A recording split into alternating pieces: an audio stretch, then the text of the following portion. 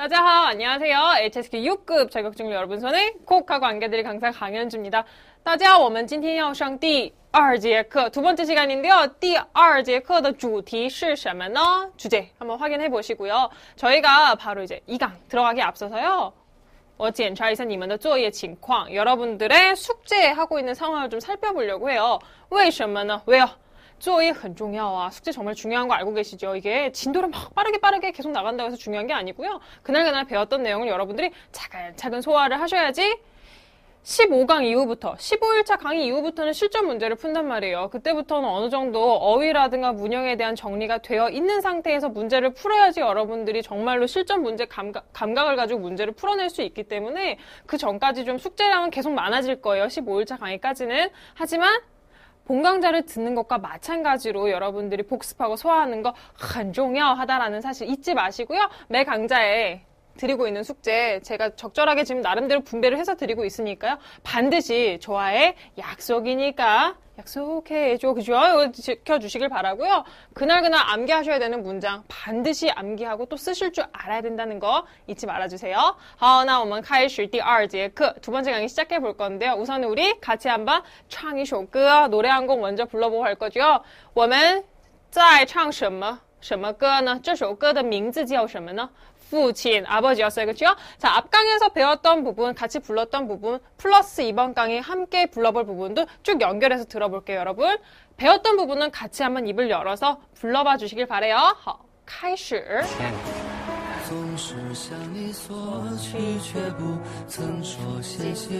고맙다 말 안 했대. 直到长大以后才懂得你不容易 아빠가 쉽지 않은 걸 안 거예요. 每次离开总是装作轻松的样子 微笑着说回去吧 转身泪湿眼底 多想和从前一样 牵你温暖手掌 可是你不在我身旁 托清风捎去安好 클라이막스로 선택하죠. 不要再让你变老了 我愿用我一切怀你岁月长流 一生要强的爸爸 我能为你做些什么 微不足道的关心 收下吧 여기까지. 저희가 이번에 같이 불러볼 부분, 뒤에 부분 이제 클라이맥스로 점점 가는데요. 저희 클라이맥스 가사 진짜 너무 좋거든요. 여러분들도 한번 어떤 가사인지 살펴보시길 바래요. 클라이맥스 부분, 이번에 불러볼 부분만 다시 한번 해볼게요. 아, 중간까지 갔네요. 그러면 우리 그냥 바로 가사를 살펴보고 뒤에서 들어봅시다. 자, 이번에 같이 한번 볼 부분인데요. 여러분, 跟我一起看一下 같이 한번 보자고요. 多想和从前一样. 多想 얼마나 생각했는지 몰라요. 뭘? 和从前一样. 이전과 같이요.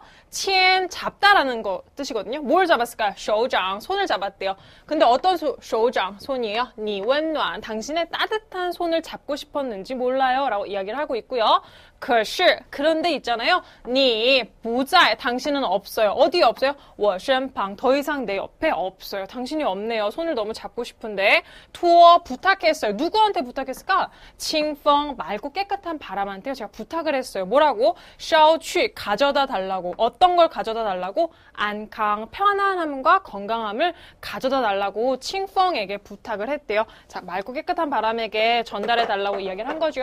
여러분, 저거 제가 다시 읽어볼게요. 한번 음미해 보시면서 다시 한번 보세요. 多想和从前一样牵你温暖手掌，可是你不在我身旁。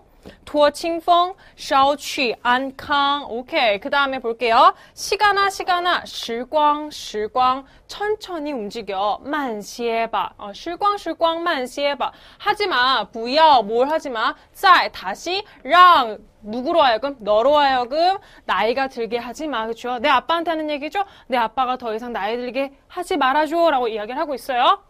我, 나는요, 愿, 원합니다. 간절한 소망을 나타내요. 用我一切, 나의 모든 것을 사용해서 뭐 한대요?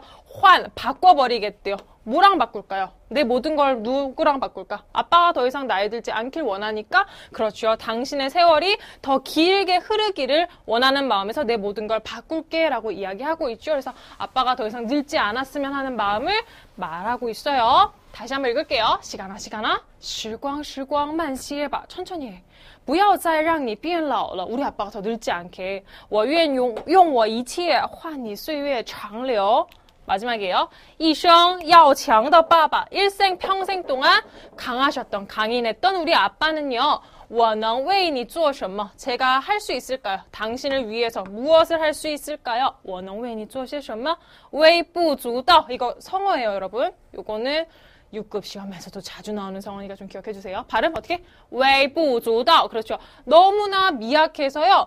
볼 가치도 없대요. 그래서 너무나 보잘것없다라는 의미고요. 보잘것없는 뭐야? 관심, 보잘것없는 마음, 관심이지만 收下吧, 받아주세요 라고 이야기를 하고 있고 끝났어요. 一生要强的爸爸我能为你做些什么微不足道的关心收下吧 자, 이번에는 여러분들이 읽어보실 시간 어떻게 해요?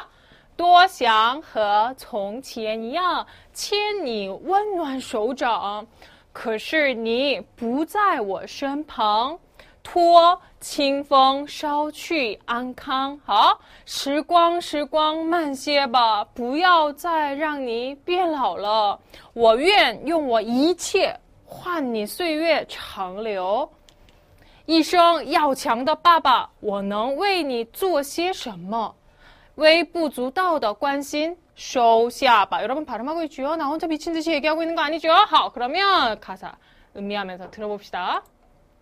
두 번 들어볼 거예요. 从前一样牵你温暖手掌可是你不在我身旁托清风捎去安康 시간아 时光时光慢些吧 우리 아빠도 늦지 않게 不要再让你变老了我愿用我一切换你岁月长流一生要强的爸爸我能为你做些什么微不足道的关心收下吧 마지막으로 너무 가슴이 아려 보잘것없이 받아주세요라고 얘기하는 그래요. 저 혼자 너무 감정이입했죠? 여러분 다시 한 번만 불러보고 2강 들어갈게요. 开始 对不起开始了多想和从前一样牵你温暖手掌可是你不在我身旁托清风捎去安康불러봅시다 시간时光时光慢些吧不要再让你变老了我愿用我一切换你岁月长流一生要强的爸爸我能为你做些什么微不足道的关心收下여기까지 멋있는 것 같아요. 자, 여기까지가 제가 아버지에 대한 그림을 구구절절 했다면 이제 아버지께서 우리가 공부하도록 열심히 후원해주고 계시니까 6급을 따보도록 열심히 한번 공부를 해보도록 해보자고요. 자, 第二节课的主题呢, 就是 성격이 뚜렷한 전미사. 자, 전미사를요, 중국어로는요, 词缀라고 하고 있어요, 여러분들. 자, 여러분들이 배우실 거 오늘의 词缀인데요. 말 그대로 특정한 단어를 구성하는 그렇죠. 한자들이죠. 그런 거를 한번 살펴볼 건데 전미사를 왜 다루냐? 왜 다룰까요? 자, 물론 많은 영역에서 어휘는 활용이 되기 때문에 전미사를 알아두시면 여러분들이 독해를 볼 때 특정한 규칙을 찾을 수가 있을 거예요. 그런데 어디서 좀 더 빛을 발하냐면 위에도 第二部分 독해 이 부분에서 빛을 좀 발해요. 독해 이 부분은 여러분들 문제 보셔서 아시겠지만 빈칸에 뽕뽕뽕 뚫린 빈칸에 알맞은 어휘를 넣어주시면 되는데 이게 상당히 유의어들이 많아요. 비슷한 표현들이 많아서 헷갈리거든요. 그래서 문제를 풀 때 어떻게 하냐. 보시면 크게 두 가지 라인을 먼저 잡거든요. 첫 번째는 핵심 라인이라고 해요. 자, 핵심 라인이라고 하시면 뭔가 보면 보기 중에서 무조건 하나만 답이고 나머지는 다 아닌 것들이 있어요, 여러분. 이 친구가 바로 핵심 라인이에요. 그래서 사실 다른 보기를 보지 않고 핵심 라인의 한 글자가 정확하다는 사실을 내가 미리 알고 있다면 사실 그 문제는 더 이상 볼 필요도 없이 답을 찾고 넘어갈 수 있거든요. 자, 그런데 중국어를 공부하고 있는 학습자 눈에 핵심 라인이 바로바로 눈에 보이냐? 그렇진 않죠. 시험관들이 그렇게 쉽게 문제를 출제하진 않겠죠. 그래서 핵심 라인을 보는 건 운 좋으면 자기가 바로 보는 거고 그렇지 않은 경우가 더 많아요. 대부분의 학생들은 핵심 라인이 아닌 어떤 걸로 보통 답을 찾냐면 자신 있는 라인으로 답을 찾아요. 자, 자신 있는 라인은 말 그대로 무슨 뜻이에요? 내가 정확하게 알고 있는 내용이에요. 사실 뭐 B번이 답이 될 수도 있고 C번이 답이 될 수도 있는데 내가 정확하게 A번이 답인 건 알고 있어요. B, C는 정확한지 아닌지를 잘 모르는 경우가 있거든요. 그럴 때 보통은 내가 이게 확실한지 알고 있으니까 나머지 내용이 적절한지를 살펴본 후에 답을 고르는 경우가 대부분이죠. 자, 그런데 전미사, 그러니까 사자성어와 마찬가지로 전미사가 시험 문제 나왔다라는 건 사실 핵심 라인이 될 수 있는 요소라는 거. 그래서 전미사의 특징을 좀 잘 알고 있다면 여러분들이 사실 뭐 자주 문제에 출제되는 건 아니지만 그 부분을 알고 있으면 쉽게 문제를 풀고 넘어갈 수 있고 뿐만 아니라 어휘량을 늘릴 수 있는 좋은 팁이기 때문에 이번 강의 시간에 사자성어와 함께 전미사 부분의 어휘량을 좀 늘려보도록 할게요. 자, 저희가 교재 드렸죠? 교재에 있는 어휘들 다 살펴보지는 않을 거예요. 왜냐하면 여러분들 어느 정도 수준이 있으시기 때문에 살짝만 짚어드리면 사실 금방 암기하실 수 있거든요. 그런데 그 짚어드리는 게 조금 혼자 가면 어려우니까 같이 한번 짚어보도록 할게요. 첫 번째 세트예요. 우선 첫 번째 세트 3개로 묶었어요, 여러분들. 한자 한번 보시면 발음 어떻게 돼요? 첫 번째 한자는 리, 두 번째 쉐, 세 번째 뚜. 오케이, 리, 쉐, 뚜이고요. 전미사 같은 경우는 한국어로 대응되는 해석을 여러분들이 좀 알고 계시면 좋겠죠. 리는 뭐라고 해석이 될까요? 대부분 무슨 력자? 힘력자죠. 그렇기 때문에 대부분 무슨 리라고 끝나는 단어들을 역시 한국어로 어떻게 해석해 보시면 대부분 맞아요. 무슨 력으로 해석하시면 되고요. 리, 什么意思? 무슨 뜻이에요? 힘력이죠. 그렇기 때문에 힘이라든가 능력에 관련된 표현들을 구성을 해요. 자, 두 번째 学什么意思? 공부하다 배우다라는 뜻이죠. 자, 그렇기 때문에 배울 학이라는 건 여러분들도 잘 알고 계실 거라고 생각이 되고요. 대부분 뭐 무슨 학이로 단어가 구성이 되는데 여러분들이 가장 좋아하는 과목 뭐 있으세요? 수학 있을 수 있고 그다음에 뭐 문학도 있을 수 있고요. 지금처럼 수학, 문학, 뭐 사회학 이렇게 특정한 학문, 분야, 전공을 이야기할 때는 대부분 무슨 쉐로 단어가 구성이 됩니다. 자, 세 번째 발음해보면 뚜인 거죠. 자, 정도라는 표현을 만들 때 이 뚜라는 한자를 쓰거든요. 그렇기 때문에 어떠한 능력치가 도달한 무엇? 정도를 나타낼 때 삐리리 뚜라는 전미사를 쓰고요. 해석도 뭘로 돼요? 무슨 도라고 되는 거죠. 그러면 바로 한번 단어들 살펴볼게요. 첫 번째는 리라는 전미사가 활용된 단어입니다. 자, 리 전미사로 활용됐을 때 뭐라고 해석하라고요? 그렇죠. 력이었죠. 자, 볼게요. 첫 번째 단어는요, 누구예요? 리지엘리였어요. 그렇죠? 리지엘리. 자, 리지엘리 是什么意思? 무슨 뜻이에요? 이해력이죠. 그래서 이해하다라는 동사가 중국어로 뭘까요? 리지에. 그렇죠. 그럼 아래에 있는 단어 说服力는 무슨 능력일까요? 说 말을 해서 服 복종시키는 거래요. 그렇기 때문에 설득하다가 중국어로 뭐예요? 说服. 그럼 설득력은 뭘까요? 说服力가 되겠네요. 오케이. 그래서 대표적인 두 가지 단어였고요. 발음 다시 한번 해보시고 넘어갈게요. 이해력은? 리지엘리. 설득력은요? 说服力. 자, 그러면 중요한 거 가봅시다. 각각 맞는 수로를 좀 기억해 줄 필요가 있겠다. 이해력은 좋을 수도 있고 나쁠 수도 있어요. 그럼 이해력이 좋다는 중국어로 뭘까요? 만약에 있잖아요. 好 또는 不好라고 얘기를 했다면 칭찬은 우선 해주고 싶어요. 대답을 열심히 잘하는 학생이라고 하지만 답은 错 틀렸어요. 그렇죠? 이렇게 쉬울 리는 없어요. 이해력이 좋다 나쁘다 이렇게 표현하는 거는 완전 한국어식 표현이고요. 이해력이 좋다는 어떻게 표현하면 좋을까요? 전미사가 누구예요? 리, 힘이잖아요. 그렇죠? 여러분 힘은 색이죠. 셀 수도 있고 약할 수도 있어요. 그렇기 때문에 그거랑 호응한다고 보시면 되고요. 힘이 세다, 힘이 강하다는요. 어떻게 표시해요? 그렇죠. 강하다,强이라고 하고 있어요. 그래서 이해력이 좋다. 그럼 어떻게 할까요? 리지엘리, 强이 되는 거예요. 리지엘리, 强. 그러면 이해력이 부족하다는요. 그렇죠. 차이가 나는 거죠. 그래서 부족하다라는 형용사는 差. 그러면 이해력이 딸려. 중국어로 뭐예요? 리지엘리, 差. 오케이. 넘어갈 거고. 자, 그럼 설득력은 어떤 수로랑 쓸까요?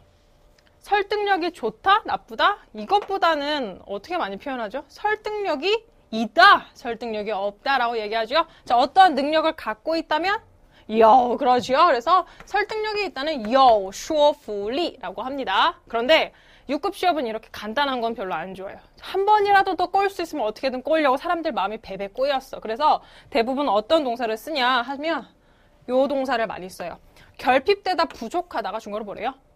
缺乏라고 한대요. 그래서 설득력이 부족하다 그러면 缺乏说服力. 자, 저 같은 얼굴의 사람이 와서 이거 언니 한번 써봐요. 피부가 막 좋아져. 그러면 어때요?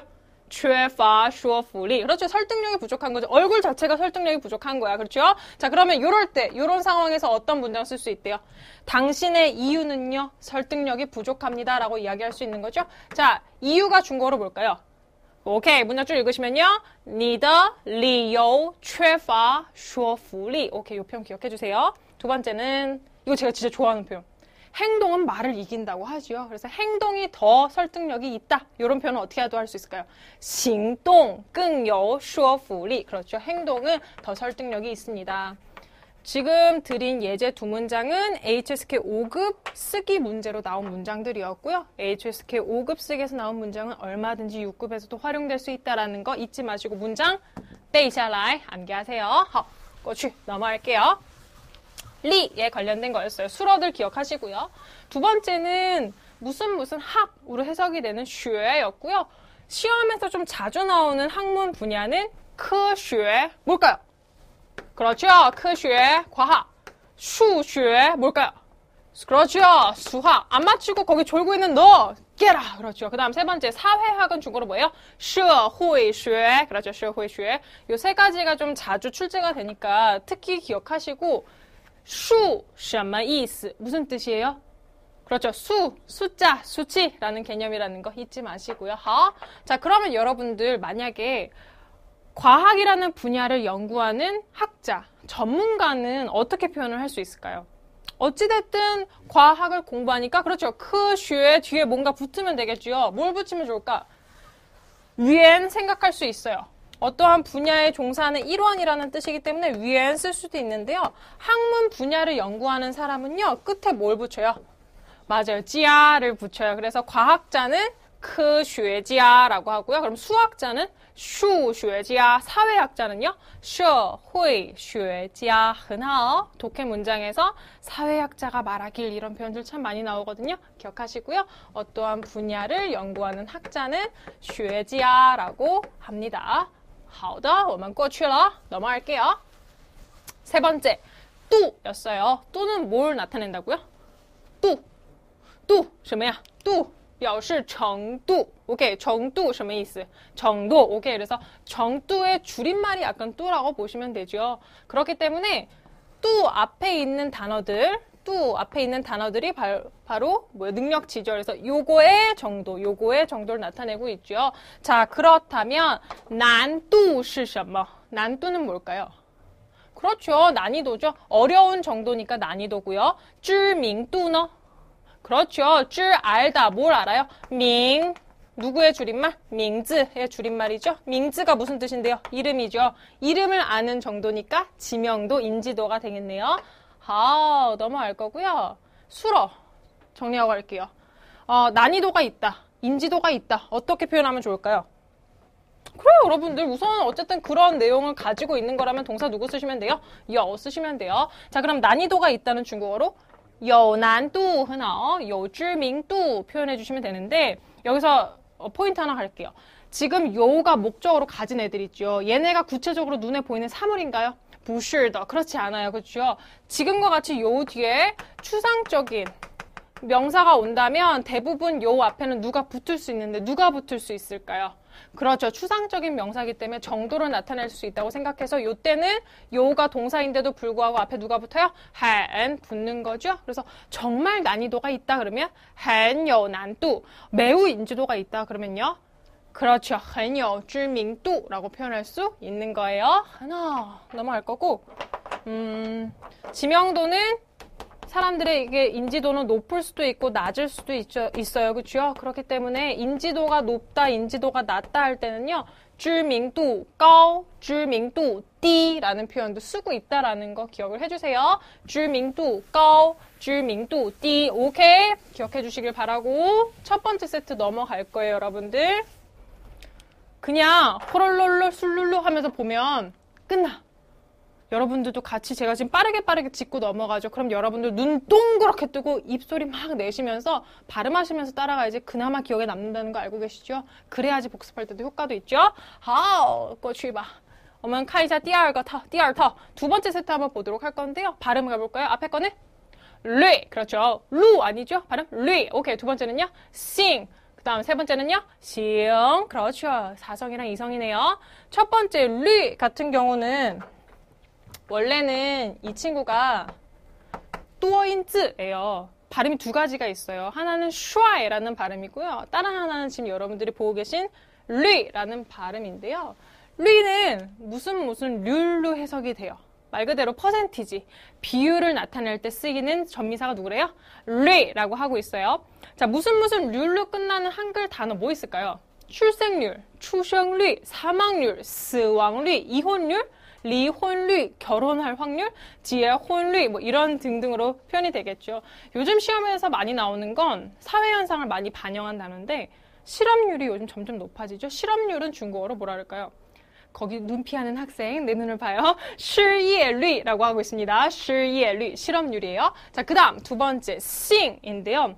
아, 또 호감 같죠. 이게 성별할 때 성자긴 하죠. 근데 그 뜻 말고 또 어떤 뜻도 있어요. 성질. 특징을 나타낼 때 sing을 써요. 그래서 무슨 성으로 해석이 되고요. 가능성, 可能性, 그렇죠? 뭐 그런 단어들은 굉장히 많죠. 그래서 성질, 특징을 나타낸다라는 거 기억해 주시고 마지막 싱은 좀 우리가 좀 생소할 수 있어요. 싱이라는 친구는요. 형태, 유형이라는 원래 의미를 가지고 있고요. 종류나 유형을 분류하고 나타낼 때 싱이라는 표현을 쓰고 있다는 거 참고해 주시고요. 류, 싱, 시영 각각의 특징들 잡고 가볼게요. 요거 방금 얘기했죠. 실업률이 중국어로 뭐래요? 失业率, 그렇죠. 失业率. 자, 문장 하나 가보도록 할게요. 우선은 요거 어떻게 읽을까요? 2.3%. 2.3%. 자, 프로 퍼센티지는 百分之이라고 하고요. 중간에 점 포인트가 있을 때는 dian으로 표시를 하시면 되죠. 그럼 2.3%는 어떻게 하시면 돼요? 그렇죠. 2.3%이 되고요. 2.5%는요? 2.5%很好. 그럼 문장 볼게요. 美国的失业率. 그렇죠. 미국의 실업률은요. 총 2.3%, 2.3%에서요. 시작을 했죠. 上涨到 상승했대요. 요거 발음 두 번 갑니다. 물가가 오르다가 중국어로 뭐예요? 上涨. 물가가 오르다. 上涨. 오케이. 그래서 몇 프로까지 어디까지 올랐다기 때문에 뒤에 따오가 보어로 쓰였어요. 요 문장 한 번 쫙 멋지게 읽어줍니다. 어떻게 해요? 미국의 실업률이 2.3%에서 2.5%까지 껑충 뛰어 올랐다 그러면 美国的失业率从 2.3% 上涨到 2.5%. 그렇죠. 그래서 이 표현 기억해 주시고요. 대부분 퍼센티지랑 같이 쓰인다. 그러면 누가 전미사로 쓰인다? 류 쓰입니다. 그래서 문제 쭉 봤는데 퍼센티지가 있어. 그러면 대부분 류를 전미사로 고르시면 거의 대부분 맞고요. 시험은 참 약삭 빨라요. 이런 거 알고 있다라는 사실 너무 잘 알고 있어. 그래서 퍼센티지를 주지 않을 때도 있어요. 그때는 어디에 포인트가 있어요? 동사에 있답니다, 여러분들. 뭐 어떤 수칙 내용이 오르다 내리다라는 동사가 있다면 류가 전미사로 쓰였을 확률 한 번 정도 의심해 줄 필요가 있고요. 물가가 오르다가 뭐래요?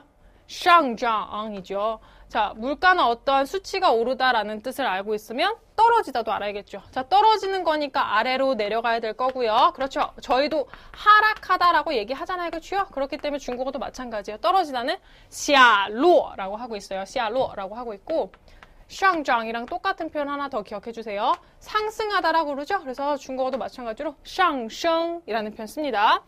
한 번 반복할게요. 상승하다, 上升. 또 다른 말로 上涨, 떨어지다, 下落. 그렇죠. 같이 기억해 주시면 너무 좋을 것 같네요. 넘어갑시다.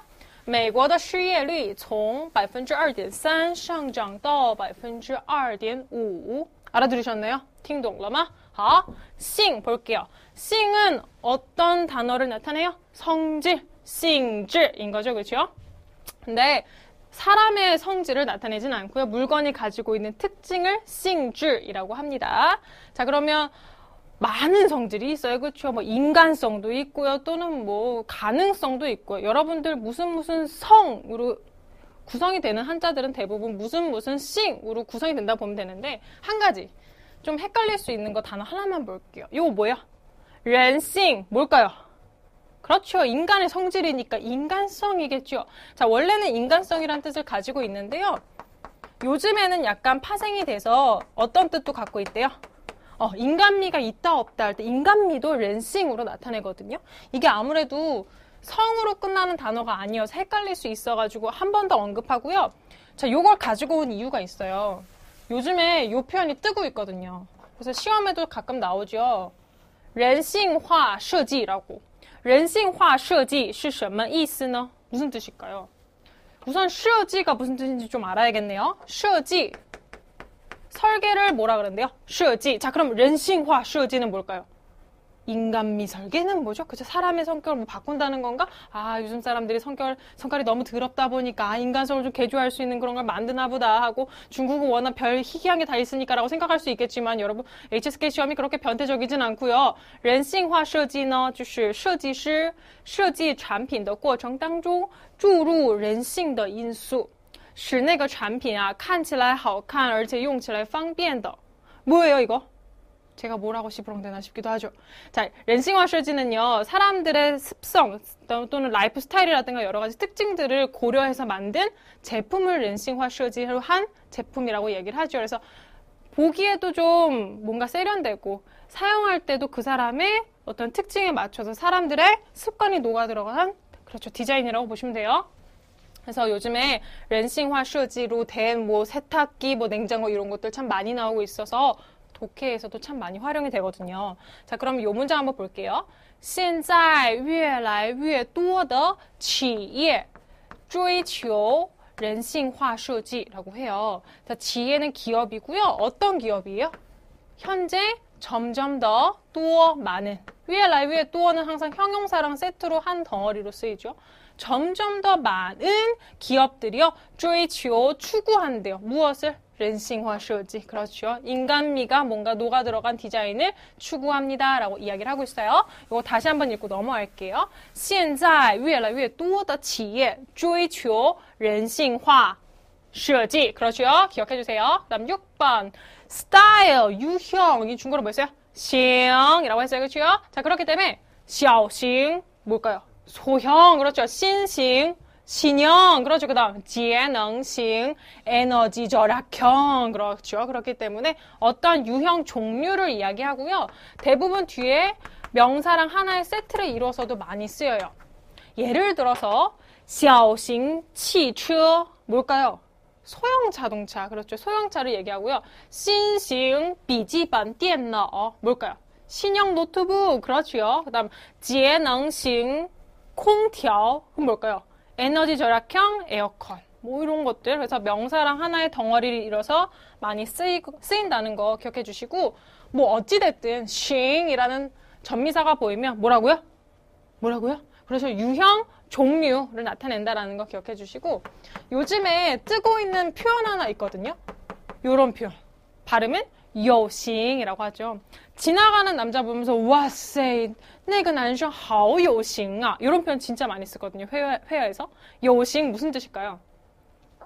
유형, 종류, 스타일이 있다라는 거잖아요. 그래서 홍콩에서부터 쓰이기 시작한 표현인데 남자가 굉장히 스타일이 있고 멋스럽다라는 걸 요싱이라고 표현을 해요. 여자한테 잘 쓰지 않고 남자들한테 많이 쓰는 신조어라는 거 기억해 주시면 좋을 것 같고 还有我是 AB 型的你是什么血型 저는 AB형인데 여러분들은 어떤 혈액형이세요?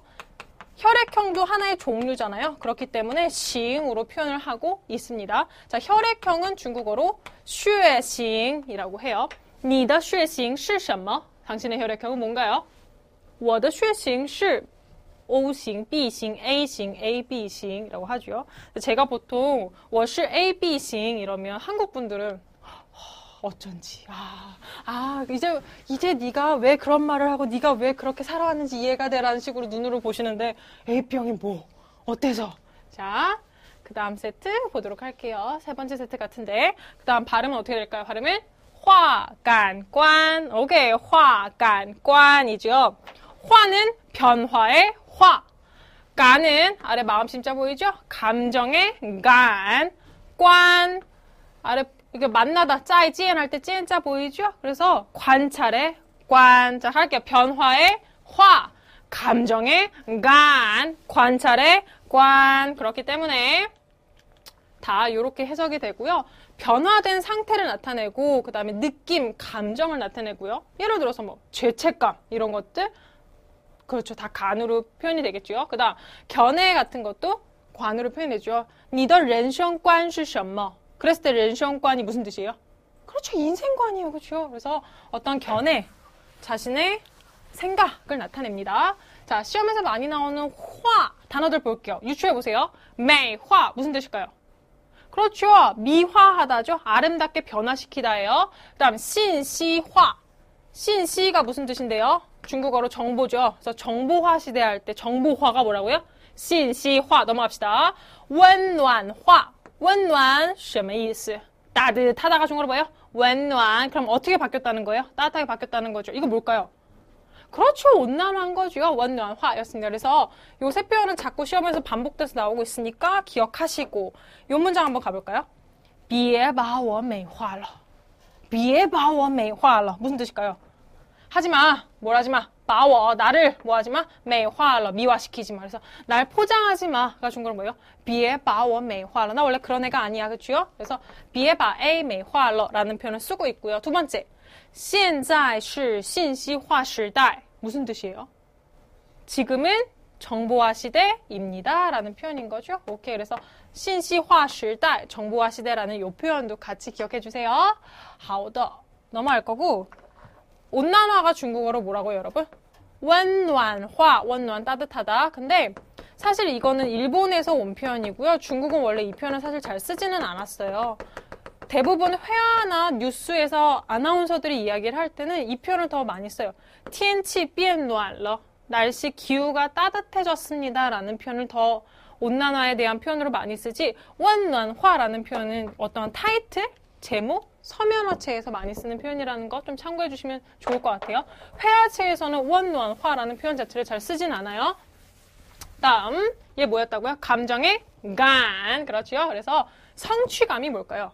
정지우간. 그렇죠. 그래서 성취하다, 성취가 정지우로 표현한다는 거 기억해 주시고요. 성취감은 얻는 거죠. 그렇기 때문에 동사 같이 기억하셔야지 여러분께 더 도움이 돼요. 获得成就感 요 표현 3번 반복할 거예요. 성취감을 얻다가 뭐라고요? 获得成就感 어떻게 해요? 获得成就感 어떻게 해요? 获得成就感 그렇죠. 근데 성취감은 그냥 얻나요? 아니죠. 무엇을 통해서 어디로부터 얻는 거죠? 그때 전치사 누구 쓴대? 从什么什么中 이라는 표현을 쓴대요. 그래서 업무에서 성취감을 얻다가 중국어로 뭐래요? 从工作中获得成就感 이라는 표현을 쓰고요. 그래서 从 삐리리 중获得成就感 기억하셔야 되고 요거 말고 요 표현도 많이 써요. 通过 무엇을 통하다, 통해서 라는 표현. 그래서 通过 삐리리 获得成就感 씁니다. 그래서 업무를 통해서 성취감을 얻었니? 하고 바꿔서 물어본다면 어떻게 물어볼 수 있을까요? 你通过工作获得成就感了吗? 라고 물어봐 주시면 돼요, 여러분. 그래서 기억해 주세요. 从 삐리리 중获得成就感通过 삐리리 获得成就感 요거 익숙해 주셔야 됩니다.